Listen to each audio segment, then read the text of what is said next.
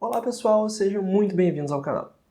O objetivo desse vídeo de hoje é mostrar para vocês como é que a gente pode usar os nossos conhecimentos lá do cálculo para determinar o valor de uma propriedade em termos de valores medidos de outras propriedades.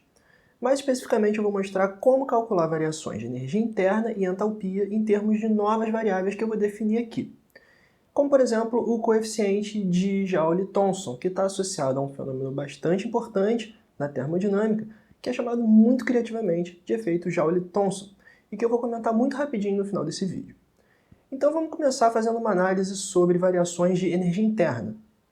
A gente sabe que a energia interna, para um sistema fechado e de composição constante, é uma função de estado, e por isso depende da pressão, do volume e da temperatura. No entanto, a gente pode usar uma equação de estado para escrever, por exemplo, a pressão em termos do volume e da temperatura, e com isso, expressar a energia interna como uma função somente dessas duas variáveis. Como a energia interna é uma função de estado, uma variação infinitesimal dela é uma diferencial exata e pode ser calculada em duas etapas. Na primeira etapa, a gente contabiliza a parcela dessa variação que resulta de mudanças no valor do volume. E na segunda etapa, a gente contabiliza a parcela que resulta de variações no valor da temperatura. Por fim, a gente soma as duas parcelas para obter a variação infinitesimal total, dU. Se você assistiu ao vídeo onde eu falei sobre capacidades caloríficas, você deve reconhecer a derivada parcial no segundo termo da equação.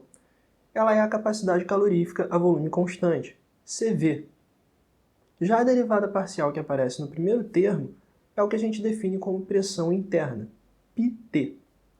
A pressão interna está associada à intensidade de forças coesivas na amostra e, para um gás ideal, tem um valor nulo. Se você quiser saber um pouquinho mais sobre a pressão interna, você pode clicar no link que eu vou deixar na descrição do vídeo. Lembrando que o texto dele está em inglês.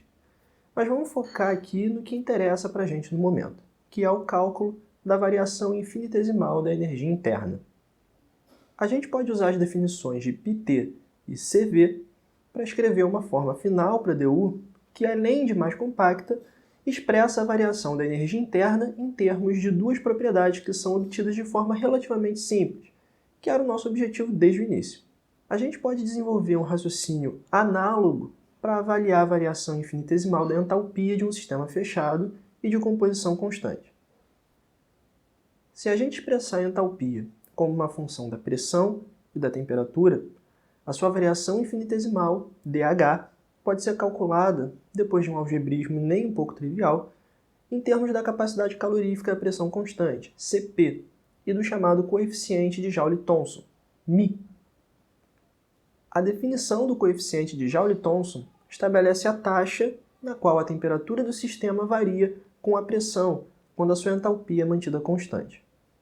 Não é muito difícil mostrar que a expansão sem troca térmica de um sistema fechado e de composição constante acontece sem variação de entalpia, ou seja, é um processo isentálpico.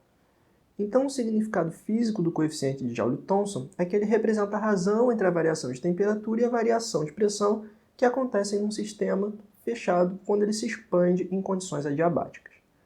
Logo, se durante a expansão o sistema resfria, o coeficiente de Joule-Thomson é positivo. Caso contrário, ele é negativo.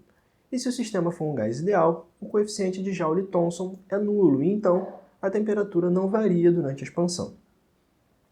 O fenômeno de resfriamento que acontece numa expansão adiabática é o famoso efeito de Joule-Thomson.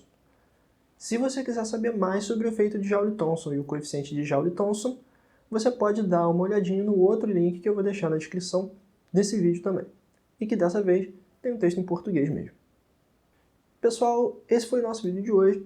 Se você gostou, deixa sua curtida, e se alguma coisa que eu falei aqui não tiver ficado muito clara, você pode comentar aqui embaixo que a gente vai trocando uma ideia.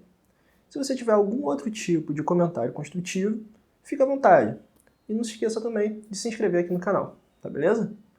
Então é isso, eu vou indo nessa. Um abraço para vocês, até o próximo vídeo e tchau, tchau.